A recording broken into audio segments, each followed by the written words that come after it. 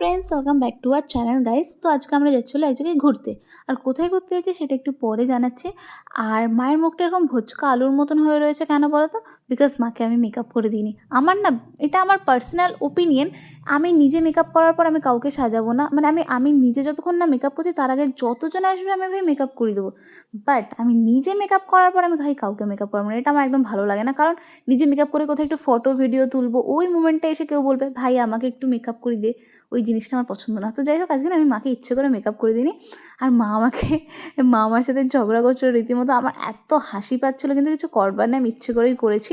তো তারপর মায়ের মুখটা ভালো হয়ে যায়। আর আমাদের সাথে বম্মাও যাচ্ছিলো, গাবলুও যাচ্ছিলো। বড় ভাইকে বলা হয়েছিল, ও সবে স্কুল থেকে এসছে, তো এবার একটা ভালো লাগে না, তো ওর জন্য ও আসেনি।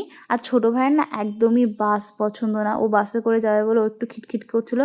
আর ও বাচ্চা মানুষ, ও খুবই কম বেরোয় ঘর থেকে, শুধু স্কুলেই যায় আর কি, বেশি দূর যায় না।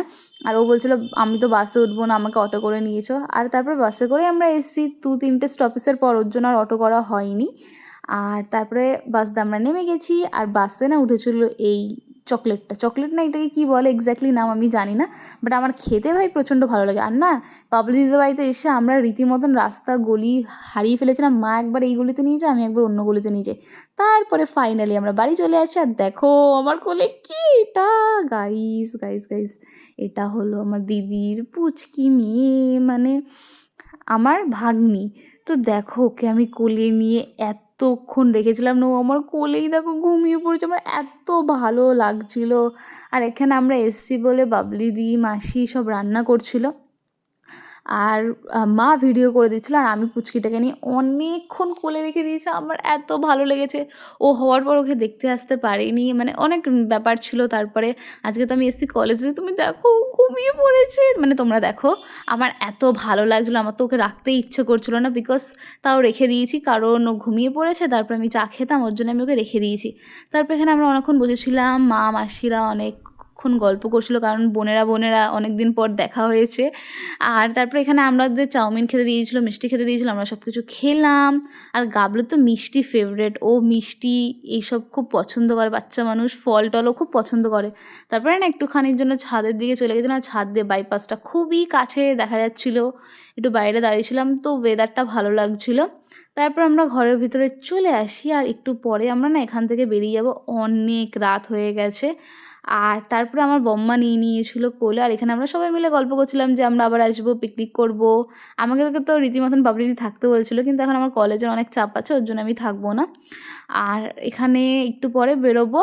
আর অনেকটা প্রায় রাত হয়ে গেছিলো, দেখো পুরো তো এখনও ঘুমাচ্ছিও। আর বাবলিদি বলছে আগে জানলে আমরা মেকআপ টেকআপ করে রাখতাম, তুই এসে ভিডিও করবি, এইসবই বলছিলো। আর না, আমি ভিআইপি বাজার আসলে এই কাকুটার কাছ দিয়ে ফুচকা খাবোই, মানে মাসিদের বাড়ি যখন ঘুরতে আসতাম তখন ফুচকা খেতাম।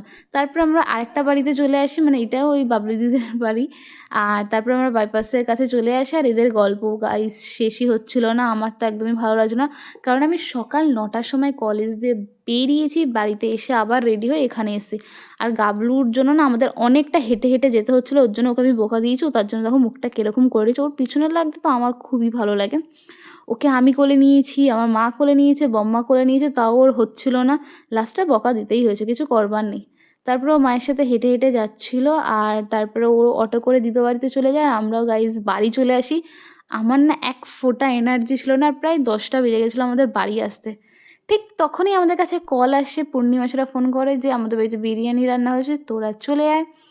তারপরে আমরা কি করি, আমরাও চলে আসি বিরিয়ানি খেতে।